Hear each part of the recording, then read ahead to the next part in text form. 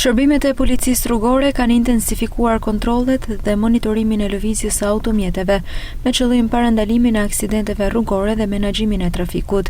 Si rezultati i monitorimeve të pandërprera në akset rrugore, duke përdorur edhe dron, janë konstatuar shkelje të rregullave të qarkullimit, të cilat përbëjnë burim të lartë rreziku për përfshirje në ngjarje rrugore.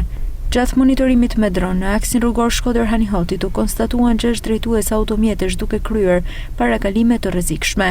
Këta drejtues automjetesh u ndëshkuan me masa administrative që variojnë nga 6.000 deri në 12.000 lekë.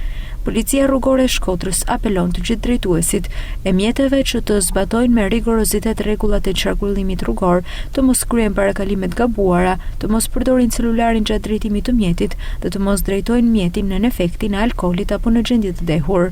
Ftojmë qytetarët që të denoncojnë në numrin papagesë 112 çdo shkelje të rregullave të qarkullimit rrugor.